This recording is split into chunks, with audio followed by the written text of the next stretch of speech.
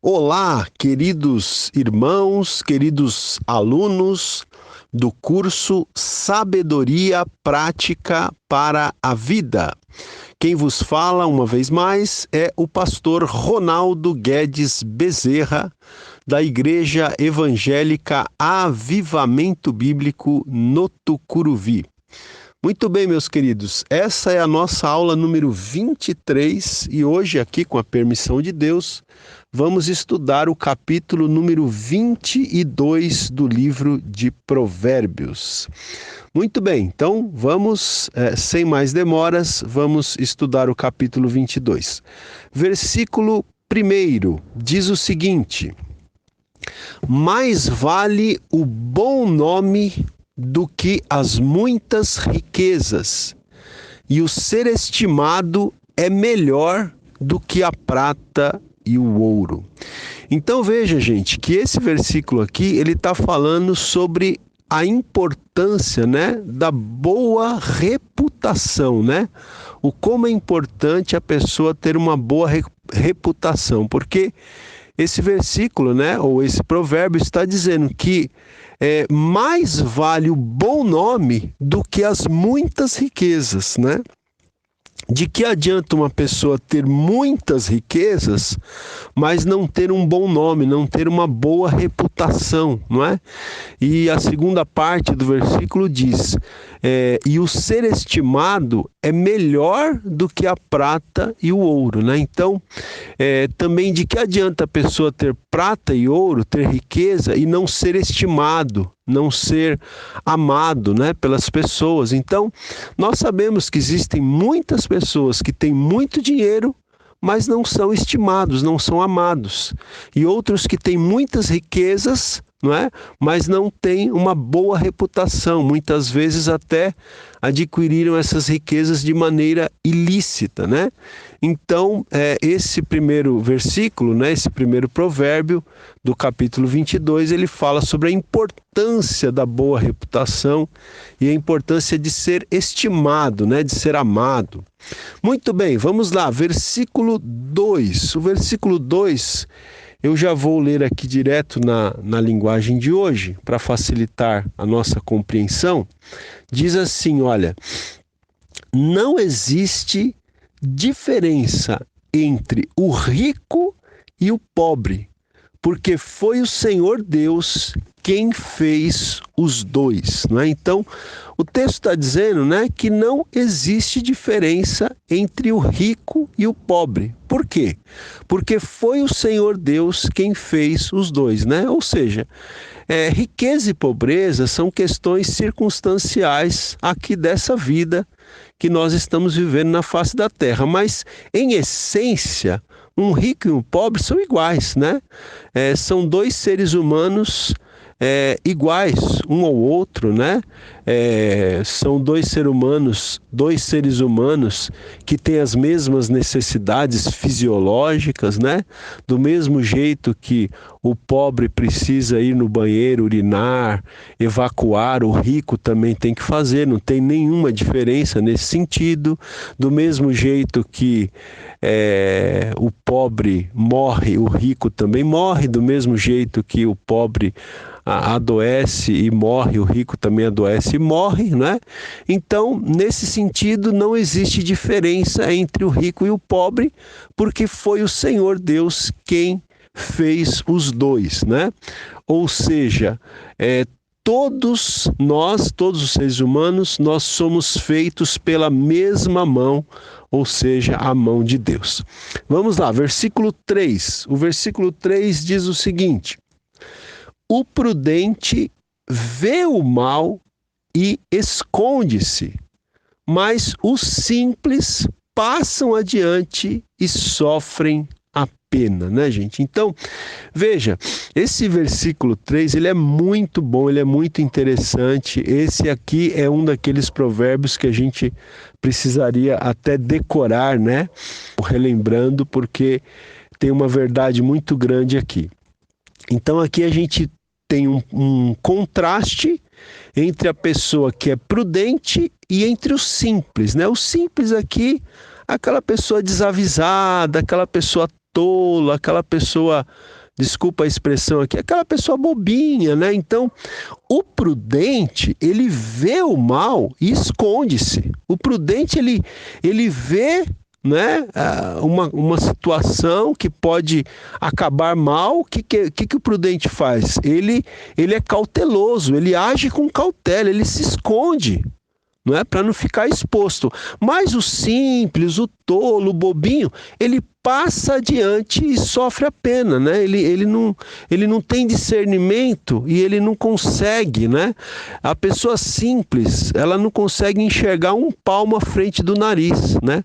O prudente não, é aquela pessoa que ele antevê as coisas, né? Ele antevê e ele se previne, né? Ele anda de maneira cautelosa. Já o simples, o tolo, ele não consegue ver, né, o que está à sua frente, então ele passa adiante e sofre a pena, né? Na linguagem de hoje diz assim, olha, a pessoa sensata, né? Então a prudente, a pessoa sensata vê o perigo, né, como se visse de longe e se esconde.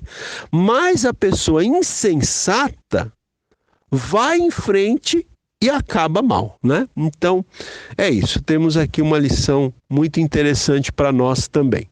Vamos para o versículo 4 agora do capítulo 22.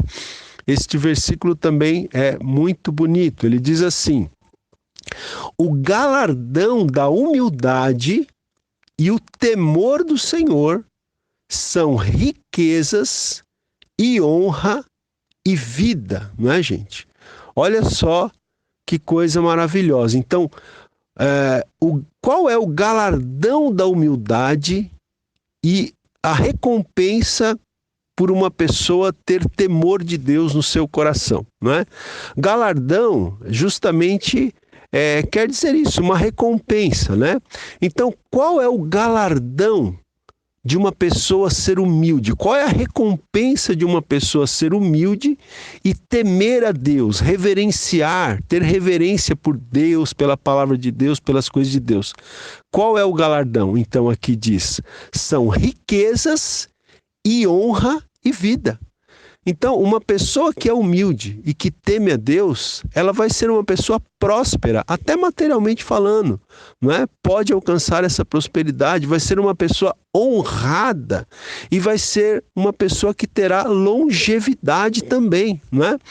Eu vou ler na linguagem de hoje, diz assim: quem teme o Senhor e é humilde, consegue riqueza, prestígio e vida longa. Olha aí.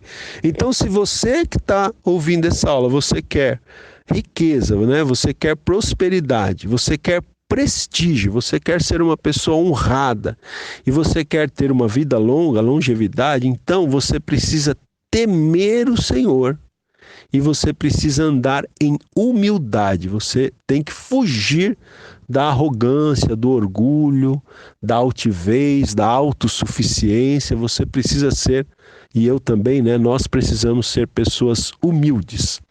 Muito bem, vamos lá. Perdão, gente. Versículo 5 agora. Versículo 5 diz o seguinte: espinhos e laços há no caminho do perverso. O que guarda a sua alma retira-se para longe deles, né? Então, olha aqui, está falando sobre o perverso, que no caminho do perverso, no caminho, né, que o perverso escolhe, o que existe nesse caminho?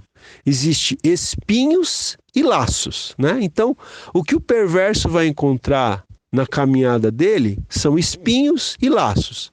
E aí a segunda parte do provérbio diz: o que guarda a sua alma retira-se para longe deles, né? Então a pessoa que quer guardar a sua alma, a sua vida, fica longe das pessoas perversas, fica longe do caminho dos perversos. Então, se você, não é, quer guardar a sua alma, a sua vida, não é, rapa fora, fica longe do caminho dos perversos, porque no caminho deles, eles só vão encontrar espinhos e laços, né? Na linguagem de hoje diz, olha, no caminho dos maus existem armadilhas e dificuldades. Quem dá valor à vida se afasta deles. Então, quem dá valor à sua vida se afasta do caminho dos maus, onde só existem armadilhas e dificuldades. Vamos lá, versículo 6. Gente, o versículo 6, ele é um dos versículos mais conhecidos do livro de Provérbios, né? Que diz o seguinte: ensina a criança no caminho em que deve andar, e ainda quando for velho, não se desviará dele, né? Então aqui é uma exortação aos pais para que os pais ensinem, eduquem os seus filhos no caminho em que eles devem andar, né? E se a criança for bem ensinada desde cedo, for bem disciplinada, ainda quando for velho, não vai se desviar do caminho em que foi ensinado, né? O Derek Kidner, ele faz um breve comentário aqui que eu achei interessante. Ele diz aqui: ressaltam-se aqui, né, neste versículo, ressaltam-se a oportunidade e o dever dos pais. Eu achei interessante, né? Porque que o dever dos pais está implícito aqui, está explícito aqui nesse versículo, é claro, né? O dever dos pais de ensinar a criança. Mas o Kidner, ele coloca aqui que se ressalta não apenas o dever, mas também a oportunidade, né?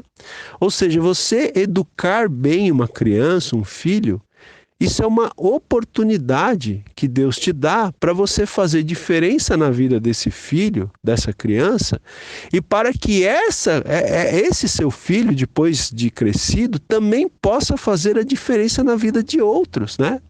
Então, se você educar bem o seu filho, essa é uma oportunidade que Deus está te dando para você influenciar outras pessoas através da vida dos seus filhos. Se você faz um bom trabalho de criação, de educação dos seus filhos, você pode alcançar outras pessoas através da influência que os seus filhos terão sobre essas outras pessoas, né? Achei bem interessante essa forma também da gente entender e aplicar este versículo 6. Vamos lá, versículo 7. O versículo 7 diz assim, olha: o rico domina sobre o pobre, e o que toma emprestado é servo do que empresta, né? Bom, a primeira parte desse provérbio diz que o rico domina sobre o pobre, né? Aqui o Kidner, ele comenta o seguinte, que esse é um fato econômico a ser enfrentado, né? Isso é um dado da realidade, né, gente? O livro de Provérbios, muitas vezes, ele trabalha assim, com dados da realidade. O rico domina sobre o pobre, né? Infelizmente, não é uma coisa muito agradável de se admitir, mas é um fato econômico, né? É um fato econômico que precisa ser enfrentado, né? É um dado da realidade. O rico domina sobre o pobre. Agora, a segunda parte do provérbio diz o seguinte: e o que toma emprestado é servo do que empresta, né? Então, a pessoa que toma emprestado, ela termina sendo escravo daquele que empresta, né? Então, aqui a gente pode entender como uma exortação para a gente não tomar dinheiro emprestado. Você tem que ser um bom administrador aí dos seus recursos financeiros para você não ter de tomar dinheiro emprestado. Porque se você toma dinheiro emprestado, você termina ficando escravo daquele que te emprestou, né? Pode ser uma pessoa, pode ser um banco, né? Pode ser o banco lá que administra o cartão de crédito.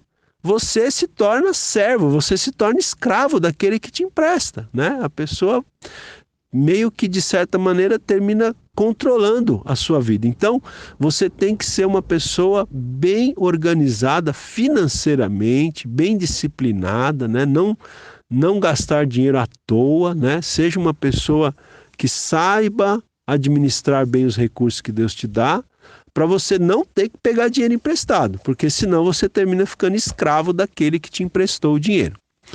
Vamos lá, versículo 8 agora.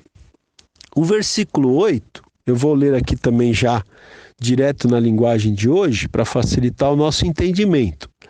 diz assim, olha: quem semeia a maldade, colhe a desgraça e será castigado pelo seu próprio ódio, né?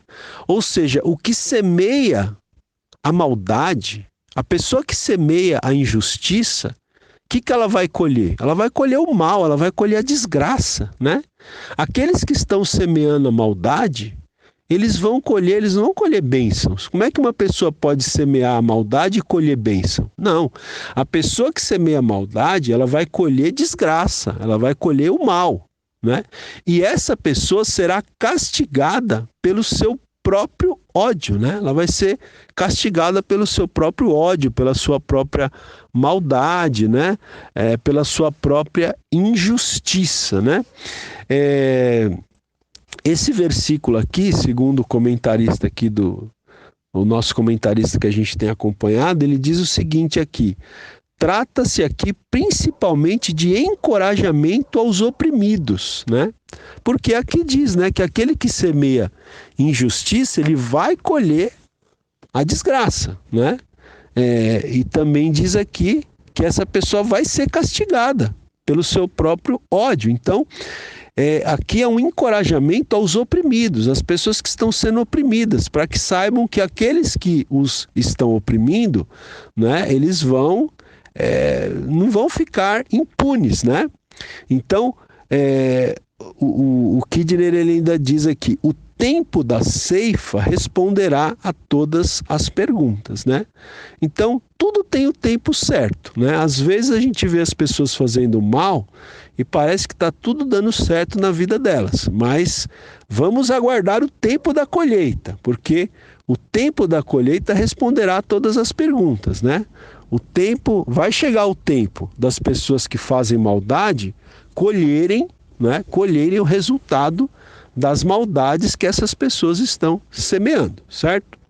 Muito bem, vamos lá. Agora o versículo 9, né? O versículo 9 diz assim: o generoso será abençoado, porque dá do seu pão ao pobre, né? Então, esse texto está falando da pessoa que é generosa, da pessoa que dá, né? Que reparte do seu pão, da sua comida com o necessitado. Então, esse generoso, essa pessoa generosa, ela vai ser abençoada, né? Na linguagem de hoje diz assim: quem é bondoso, olha aí, bondoso, generoso, né? Quem é bondoso será abençoado. Por quê? Porque reparte a sua comida com os pobres. Agora, versículo 10. O versículo 10 diz o seguinte: lança fora o escarnecedor e com ele se irá a contenda. Cessarão as demandas e a ignomínia, né? Então, gente, esse versículo ele é muito interessante, né? Ele está dizendo aqui que há momentos, né, que a gente enfrenta nos lugares onde a gente passa, às vezes numa empresa, às vezes até dentro de uma igreja, né? Você enfrenta problemas de contenda, de demanda, né? E aqui esse versículo fala, olha, lança fora o escarnecedor e com ele, né? Com esse escarnecedor, irá embora a contenda, cessarão as demandas e a ignomínia e a vergonha, né? Veja, aqui na linguagem de hoje, diz assim: mande embora a pessoa orgulhosa e acabarão os desentendimentos, as discussões e os xingamentos, né? E o Derek Kidner, ele faz um comentário muito interessante sobre esse versículo. Eu vou ler aqui para vocês. Ele fala assim, olha: desavenças e exasperações às vezes surgem não de uma situação, mas de uma pessoa com atitudes erradas que semeia contendas. Então, às vezes, o problema não é a situação, o problema é uma pessoa, né? Às vezes, num grupo, né? Num time, né? Às vezes até num time mesmo, um time de futebol, um time de basquetebol, um time assim, vamos dizer, uma equipe, né? Na empresa, um time de funcionários, um grupo de funcionários, um time, vamos supor, um grupo, um ministério de louvor, né, um ministério da igreja, um time de pessoas, um grupo de pessoas, né, que formam uma equipe, né? Muitas vezes tem uma pessoa lá que é uma pessoa que tem atitudes erradas, que semeia contenda, né? E as desavenças e as exasperações surgem não por causa de uma situação, mas por causa dessa pessoa que tem atitudes erradas e que semeia contendas.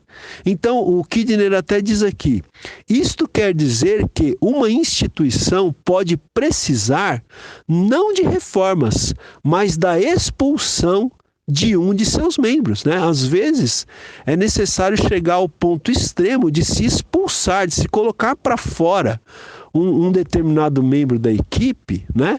Para que a instituição, para que o grupo tenha paz. Então é isso que está dizendo aqui esse provérbio, ele é muito forte.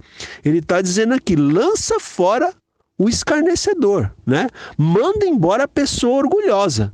E aí você vai ver que vão se acabar, né, os desentendimentos, as discussões e os xingamentos. Aula 23, áudio 2. Vamos agora ao versículo 11, que diz o seguinte: o que ama a pureza do coração e é grácil no falar, né, ou seja, é gracioso no falar, terá por amigo o rei. Olha que interessante esse provérbio. Então, a gente poderia começar fazendo a seguinte pergunta: você quer ser amigo do rei? Você quer ser amigo da pessoa que tem influência, né, que tem poder? Então, você precisa amar a pureza do coração e você precisa ser uma pessoa graciosa no seu falar, nas suas palavras. Porque é isso que o provérbio está dizendo. O que ama a pureza do coração e é grácil, né, ou seja, gracioso no falar, terá por amigo o rei, né? Na linguagem de hoje diz, quem ama a sinceridade, né? Ou seja, pureza de coração, aqui é traduzido por sinceridade. Então, quem ama a sinceridade e sabe falar bem, terá a amizade do rei, né? Terá a amizade do próprio rei. O Kidner, ele fala aqui sobre esse versículo, ele fala o seguinte, que trata-se aqui, né, da sociedade igual entre a integridade e o encanto, né? Então, a pessoa que unir a integridade, né, a pureza de coração, a sinceridade e o encanto, né, ser uma pessoa que fala bem, que é graciosa no falar, que consegue encantar as pessoas com as suas palavras, né? Então, a pessoa que conseguir associar a integridade e o encanto, né, de maneira equilibrada, então essa pessoa vai ser amigo do rei, né? Só que até o Kidner diz aqui que isso é uma raridade, uma pessoa que consegue, né, de forma equilibrada, associar, né, unir a integridade e o encanto, isso é uma grande raridade, mas quem consegue fazer isso vai ser colocado, né, em altas posições. Por quê? Porque vai ser amigo do rei, né? Ok, vamos lá. Versículo 12 agora. O versículo 12 diz o seguinte: os olhos do Senhor conservam aquele que tem conhecimento, mas as palavras do iníquo ele transtornará, né? Dá para a gente entender melhor esse versículo lendo aqui na linguagem de hoje, ó. Diz assim, o Senhor Deus está alerta para defender a verdade e atrapalhar os planos dos mentirosos, né? Então esse versículo está dizendo que o próprio Deus está alerta para defender a verdade. O próprio Deus é o defensor da verdade, né? E Deus está alerta não só para defender a verdade, mas para atrapalhar os planos dos mentirosos, né? Então, Kidner diz aqui, o contraste aqui é entre a verdade e a falsidade. Quando parece que a verdade está sendo traída, aqui temos encorajamento para os amigos dela, né? Então esse versículo, ele é um encorajamento para os amigos da verdade, né? Então quando parece que a verdade está sendo traída em algum contexto da nossa vida, nós temos aqui nesse versículo um encorajamento para aqueles que são amigos da verdade, né? Às vezes a gente fica assim realmente transtornado, né? Até hoje no nosso país mesmo, a situação que a gente vive, a gente vê que, né, os mentirosos, eles estão aí se levantando com mentiras para atacar pessoas íntegras, né? Para atacar pessoas que têm agido com integridade, né? Mas nós cremos que Deus, ele está alerta para defender a verdade e atrapalhar os planos dos mentirosos. O próprio Deus haverá de confundir os mentirosos, né? Então é isso daí. Vamos seguir aqui. Agora, versículo 13. O versículo 13, gente, ele é um daqueles provérbios, né, que fala sobre o preguiçoso, né? Aquela exortação para aqueles que têm aí uma certa queda pela preguiça, né? Então, olha só, versículo 13 diz assim: diz o preguiçoso, um leão está lá fora, serei morto no meio das ruas, né? Então o preguiçoso, ele diz isso, ó, tem um leão lá fora. Se eu sair da minha casa, se eu me levantar da minha cama, eu vou ser morto no meio das ruas, não é? E na linguagem de hoje diz, o preguiçoso fica em casa e diz, se eu sair, o leão me pega, né? Então esse provérbio, ele faz até a gente se lembrar de um provérbio popular, né, que diz que a gente precisa matar um leão por dia, né? Você já deve ter ouvido essa frase, né? Que a gente precisa matar um leão por dia, né? Tem gente que até brinca e diz que a gente precisa matar um leão por dia e já tem que deixar amarrado o leão do dia seguinte para você matar ele também, né? E é assim mesmo, gente. É assim mesmo. A gente tem que matar um leão por dia. Cada dia que você põe os seus pés para fora da sua cama, é um dia de desafio, é um dia de batalha, é um dia de luta, é um dia de lutar, mas de vencer, né? Então a pessoa que tem disposição, ela sabe que tem uma luta pela frente, mas ela sabe que com a ajuda de Deus ela vai matar esse leão, ela vai vencer, né? Mas o preguiçoso não, o preguiçoso diz, não, tem um leão lá fora, se eu sair ele vai me pegar, ele vai me matar, né? Então é exatamente o inverso, né? O preguiçoso, ele usa a lógica inversa, né? Vamos lá, o versículo 14 agora. O versículo 14, ele diz assim, cova profunda é a boca da mulher estranha, aquele contra quem o Senhor se irá. Esse versículo é muito forte também, né? Aqui, mulher estranha aqui é a mulher prostituta, né? Então, o texto está dizendo que a boca da mulher, da prostituta, é uma cova profunda, é um buraco, é uma cova profunda, né? E aquele contra quem o Senhor se irá, cairá nela. Então, nós temos que buscar agradar a Deus, né? Jamais permitir que o Senhor fique irado conosco, porque esse texto até diz, né, que aquele contra quem Deus ficar irado vai cair nessa cova profunda aí, nesse buraco profundo, que é a boca da mulher prostituta, que é, né, a boca, os lábios, enfim, da mulher adúltera, tá? Então, esse versículo realmente é interessante, né? Na linguagem de hoje é mais explícito ainda, ó, diz assim, o adultério é uma armadilha onde caem as pessoas que o Senhor detesta. Olha, gente, que forte, né? O adultério é uma armadilha, né? Aqui na outra tradução diz cova profunda, aqui diz armadilha. Então o adultério é uma armadilha, onde caem, quem que cai nessa armadilha? As pessoas que o Senhor detesta. Vamos lá, versículo 15. O versículo 15, gente, ele volta a falar sobre a questão da educação dos filhos, né? Da criação dos filhos. E diz assim: a estultícia, o que é estultícia? É tolice, né? A estultícia, a tolice, está ligada ao coração da criança, mas a vara da disciplina a afastará dela, né?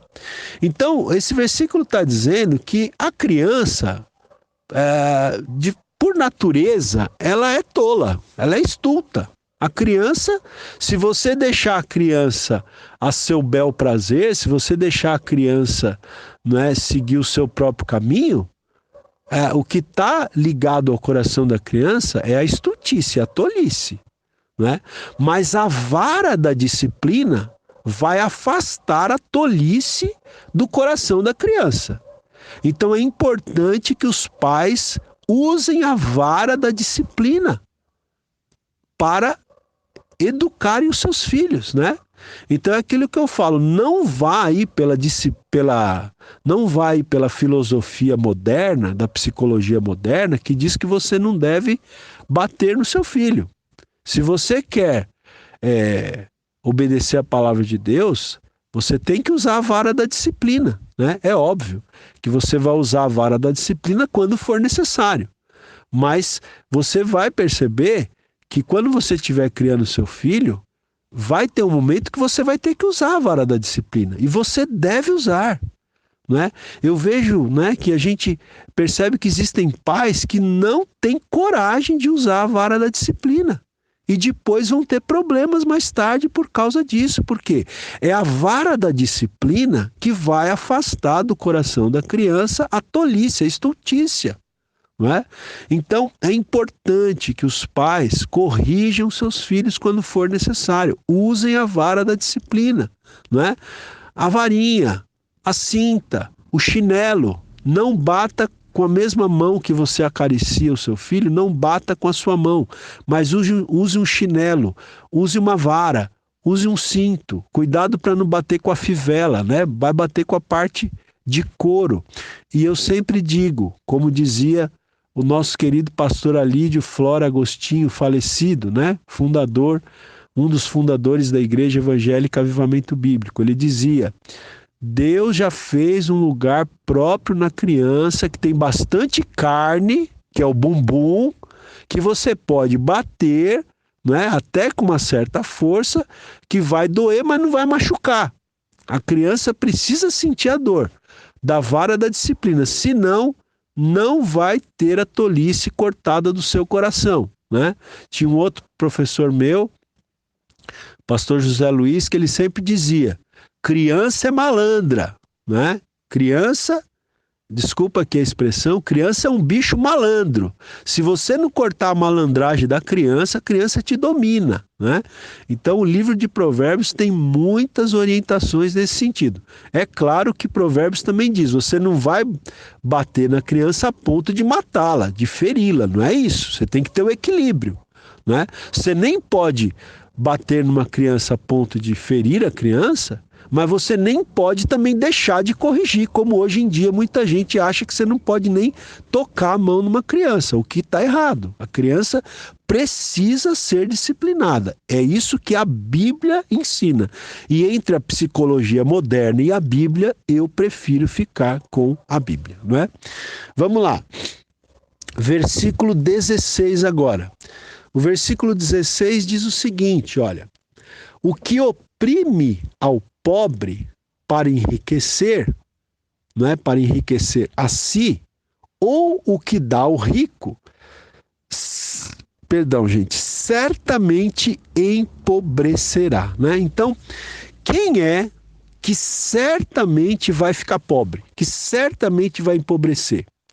dois comportamentos aqui que levam à pobreza. Primeiro, o que oprime ao pobre para enriquecer, né? Ou seja, a pessoa que quer enriquecer oprimindo o pobre, explorando o pobre, né?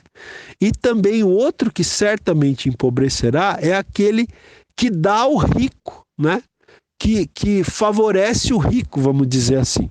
Então, na linguagem de hoje, diz assim, olha, quem enriquece à custa dos pobres ou dando presentes aos ricos, acabará ficando pobre, né? Então, quem enriquece explorando o pobre, né, e dando presentes aos ricos, essa pessoa vai acabar ficando pobre. É isso que o texto está dizendo aqui. Muito bem. Bom, gente, agora é o seguinte. Nós chegamos aqui até o versículo 16 do capítulo 22.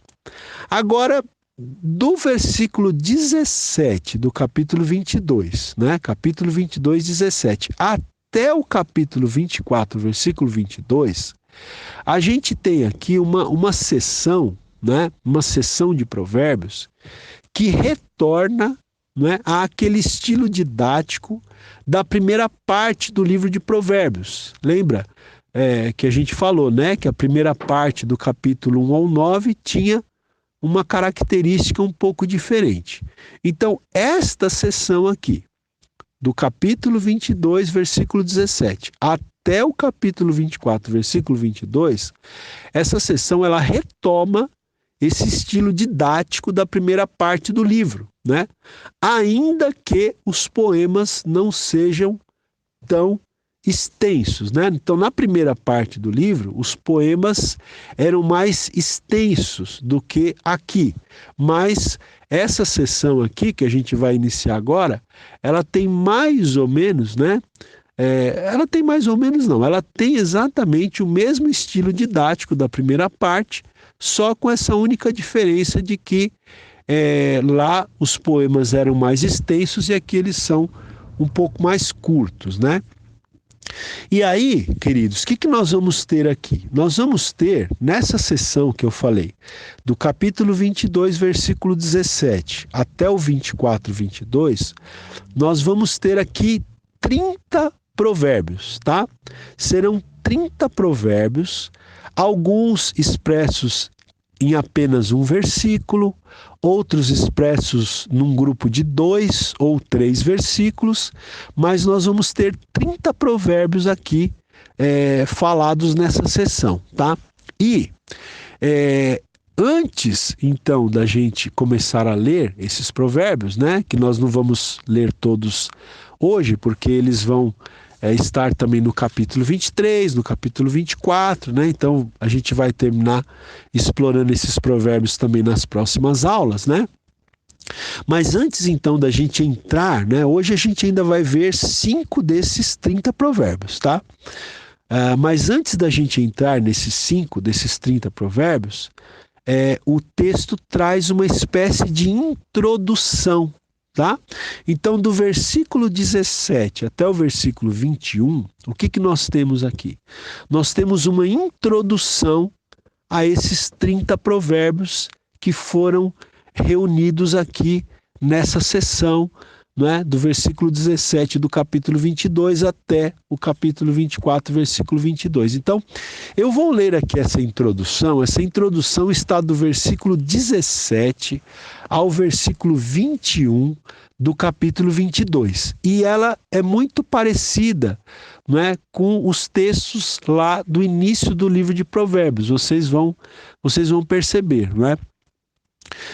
Mas eu quero chamar a sua atenção, gente, essa introdução a esses 30 provérbios, ela é muito interessante, né? Embora ela seja parecida com o que nós já lemos lá no início do livro, é uma introdução muito interessante. Quando eu estava lendo essa introdução aqui para preparar essa aula, eu fiquei pensando, gente, na riqueza que nós temos aqui nesse livro de Provérbios, né? Eu não consigo exagerar para vocês a riqueza de sabedoria, né, que nós temos aqui nesse livro de Provérbios. Como é importante você, querido ouvinte, ler esse livro, ouvir essas aulas, não é? Incentivar outras pessoas, principalmente os jovens, né? Os seus filhos, seus netos, para ouvirem essas aulas, porque nós temos aqui um tesouro de sabedoria, né? E a gente vê aqui, né, o autor do livro, e por que não a própria sabedoria, né, personificada, fazendo aqui uma advertência, né, uma admoestação para que as pessoas prestem atenção, né? Eu vou ler aqui, tente captar, né, isso que eu estou passando para vocês aqui, tentando passar para vocês com as minhas palavras. Então, olha só o que diz aqui. Inclina o ouvido e ouve as palavras dos sábios. Aplica o coração ao meu conhecimento, né? Então veja aqui, olha as palavras aqui. Inclina, né? Os verbos, né? Inclina, ouve, aplica. Né? Então veja, a repetição aqui, gente, com palavras diferentes, com verbos diferentes, é para dar ênfase, né? É para chamar atenção. Né? É uma coisa interessante, olha, inclina o ouvido, ouve as palavras dos sábios, aplica o coração ao meu conhecimento. Não é por quê? Verso 18. Porque é coisa agradável os guardares no teu coração e os aplicares todos aos teus lábios. É uma coisa agradável para você se você guardar no seu coração esses provérbios, esses ensinamentos, né? É uma coisa agradável você guardar isso no teu coração, você aplicar isso aos teus lábios, ou seja, você falar sobre isso, né? Versículo 19 agora, diz assim, para que a tua confiança esteja no Senhor. Quero dar-te hoje a instrução a ti mesmo. Olha aí. Para que a tua confiança esteja no Senhor, esteja em Deus. Quero dar-te hoje a instrução a ti mesmo, né? Muito bem, eu vou continuar lendo essa introdução aos 30 provérbios. Eu vou continuar lendo no próximo áudio. Aula 23, áudio 3. Então vamos lá. E aí essa introdução, né, a esses 30 provérbios, ela termina assim, olha, com uma pergunta, né? Porventura, não te escrevi excelentes coisas acerca de conselhos e conhecimentos para mostrar-te a certeza das palavras da verdade, a fim de que possas responder claramente aos que te enviarem, né? Ou, segundo uma outra tradução, a fim de que possas responder claramente a quem te pergunte, né? Então veja, gente, é isso, né? O autor aqui está dizendo, porventura não te escrevi coisas excelentes. Aqui nós temos aprendizados excelentes acerca de conselhos e conhecimentos para mostrar-te o quê? A certeza das palavras da verdade. Aqui você vai encontrar as palavras da verdade, a certeza das palavras da verdade, a fim de que você possa responder com clareza a quem te perguntar. Não é? E eu gostaria ainda, gente, de ler esses versículos 17 a 21. Eu gostaria de ler nessa introdução aos 30 provérbios, ainda aqui na linguagem de hoje, que é também bem interessante. É sempre enriquecedor, né, a gente ler esses versículos numa outra tradução, né? Que essa tradução ela é uma tradução, como o próprio nome diz, na linguagem de hoje, né? Trazendo para uma linguagem mais atual, né? Mais assim, próxima de nós. Então, olha só o que diz aqui o versículo 17 ao 21 na linguagem de hoje. Olha só. Preste atenção e eu lhe ensinarei o que os sábios disseram. Muito bonito isso aqui, né? Ou seja, o autor aqui, no caso Salomão, ele está dizendo, eu vou ensinar para você o que os sábios disseram. Ou seja, você percebe que Salomão, ele está aqui nesse livro, ele está ensinando não apenas o conhecimento, né, que ele adquiriu pela observação dele, mas ele está ensinando aquilo que ele aprendeu dos sábios.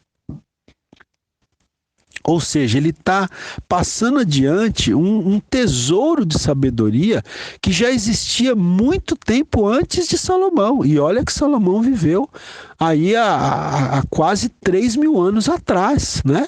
Então ele está dizendo aqui, preste atenção e eu lhe ensinarei o que os sábios disseram. Se você quer ser uma pessoa sábia, você tem que aprender o que as pessoas sábias já disseram no passado. Você tem que observar, né, a sabedoria que está acumulada aí ao longo dos séculos, né? Então diz aqui, ó, estude os seus ensinamentos, os ensinamentos dos sábios, e será um prazer para você lembrar deles e recitá-los. Vai ser um prazer para você lembrar dos ensinamentos dos sábios e recitar e falar deles, né? Continua aqui, ó. Vou lhe ensinar agora estes provérbios para que você ponha a sua confiança em Deus. Então veja que esses provérbios, eles sempre vão colocar, né, o foco em Deus. O temor do Senhor é o princípio da sabedoria, lembra? Então, vou lhe ensinar agora estes provérbios para que você ponha a sua confiança em Deus. Tomei nota, olha só, tomei nota de 30 provérbios para você. Diz aqui na linguagem de hoje, diz assim, né? Tomei nota de 30 provérbios para você. Eles contêm conhecimentos e bons conselhos que o ajudarão a saber o que é certo e direito. E assim, quando lhe fizerem perguntas, você saberá dar a resposta certa, ok? Então vamos lá, nós vamos ver os 5 primeiros provérbios desses 30, né, que estão nessa seção aqui, né, que eu falei do capítulo 22 até o capítulo 24, versículo 22. Então vamos lá. Primeiro provérbio dessa seção de 30.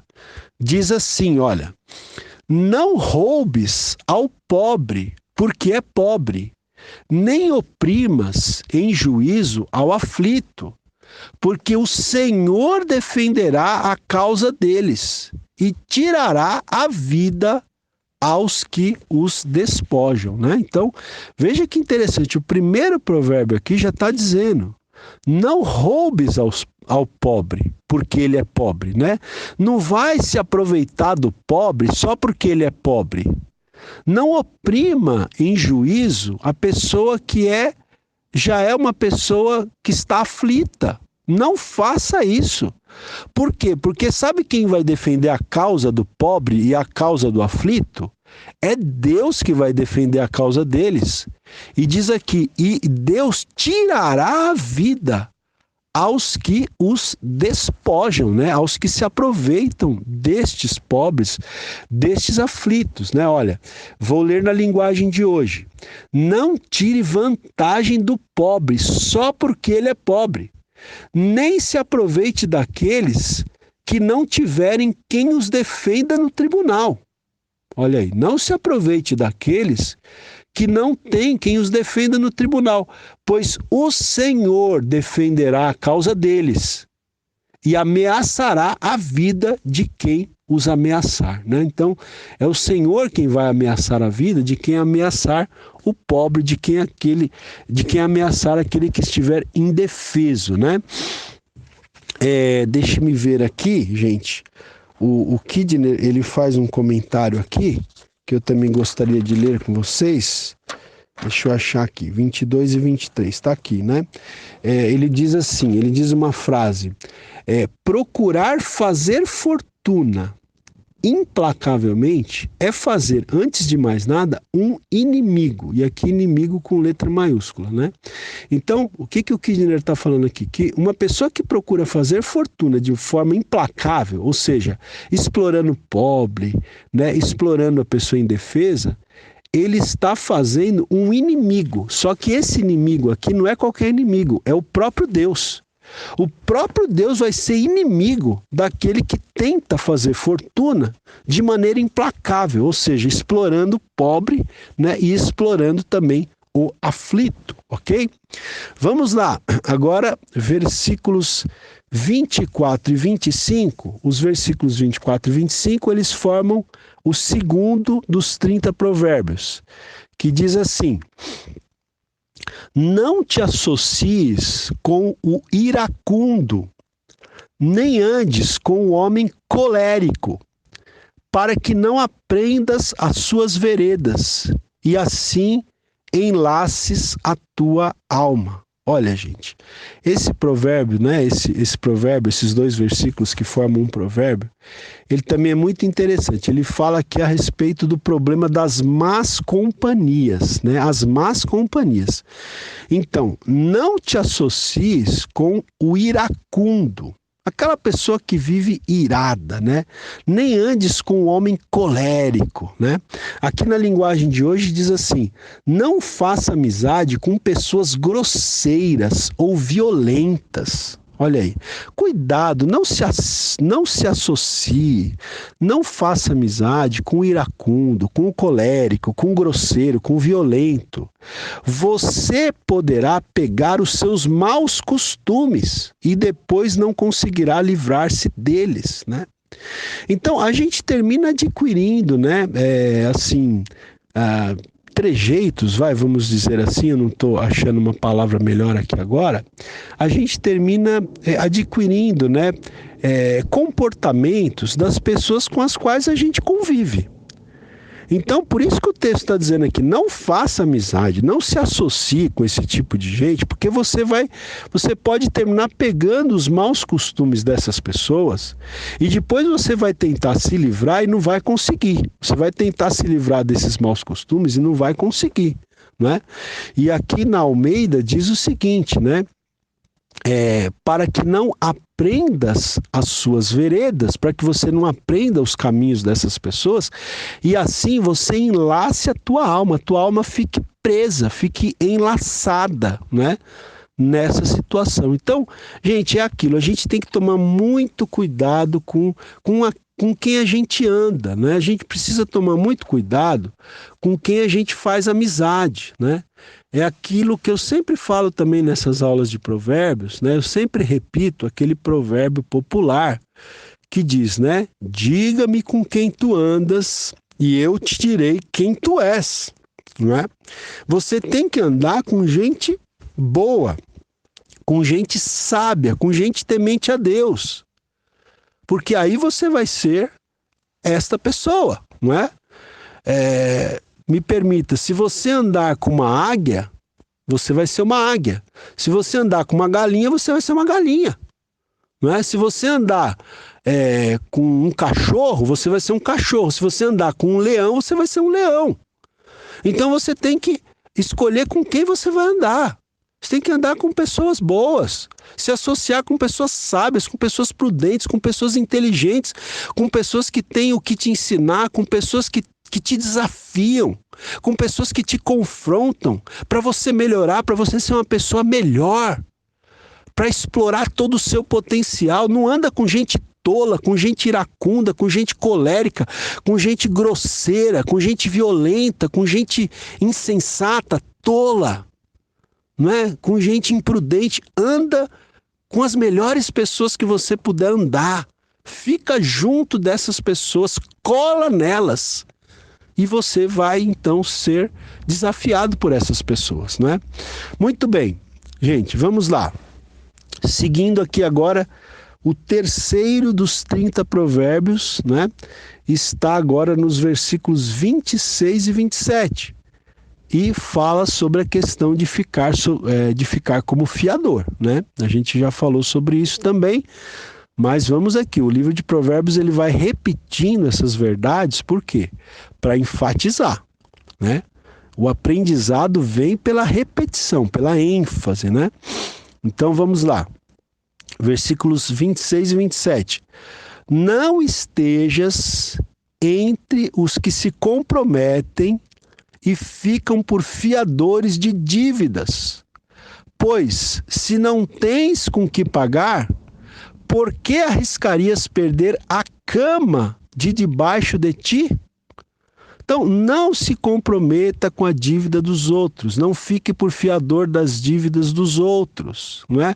Porque se você não tiver como pagar a dívida dos outros, tendo você ficado por fiador, você está arriscando perder até a sua cama debaixo de ti, né?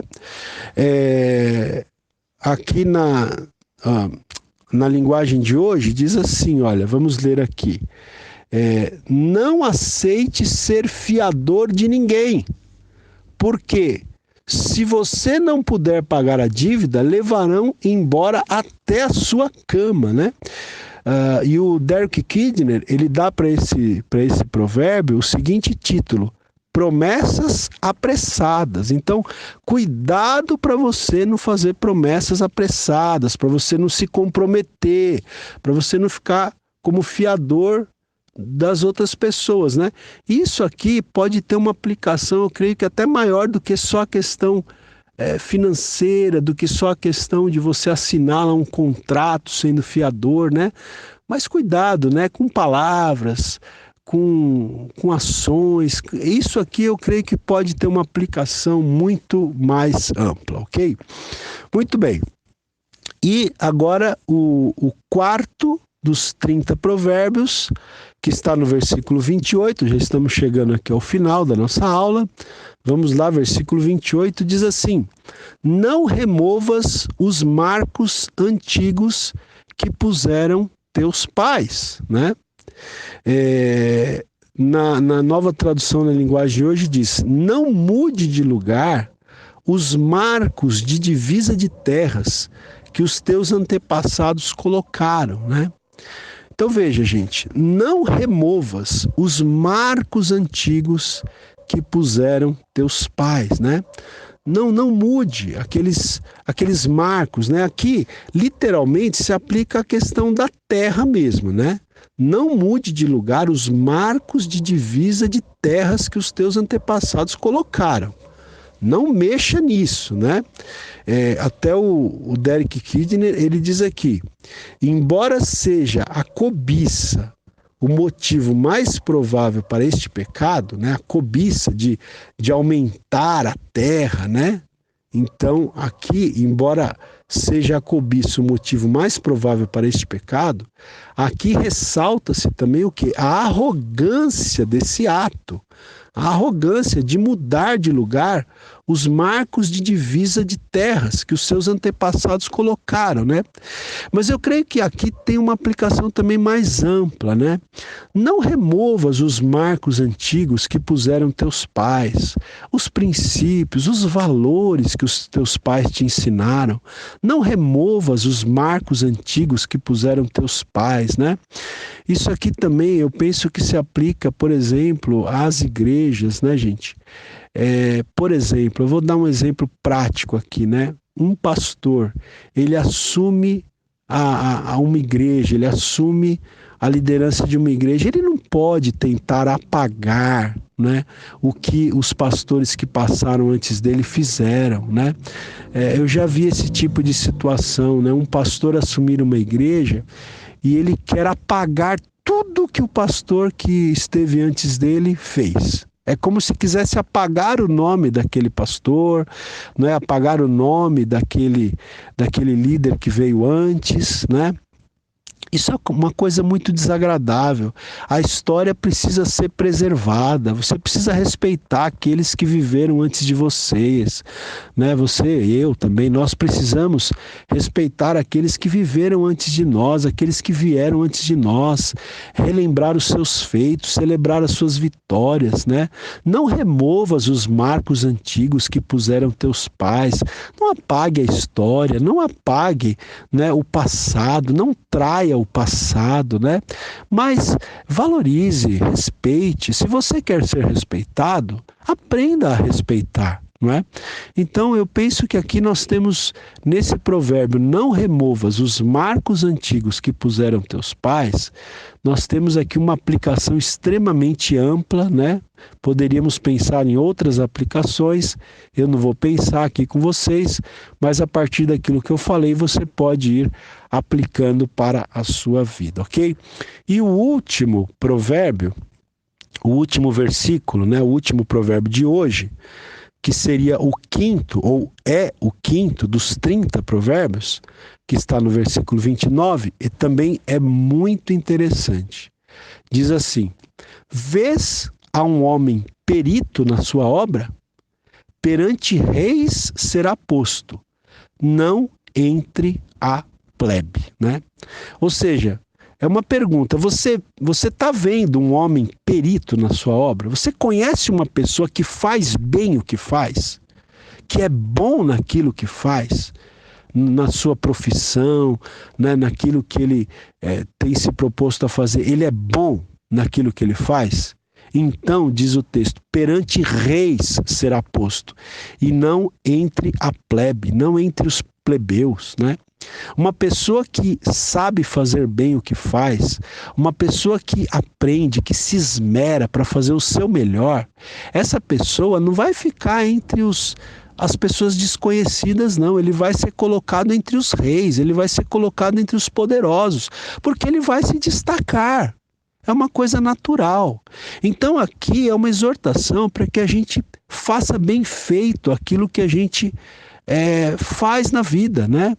Na sua obra, na sua profissão, nos seus afazeres, faça o melhor, seja um perito, se aperfeiçoe, faça o melhor que você puder, porque se você fizer o melhor que você puder, você vai prosperar, você vai ser promovido, você não vai ficar entre as pessoas desconhecidas, você não vai ficar entre o povão, você vai ser colocado perante os reis. É isso que o texto está dizendo aqui, não é?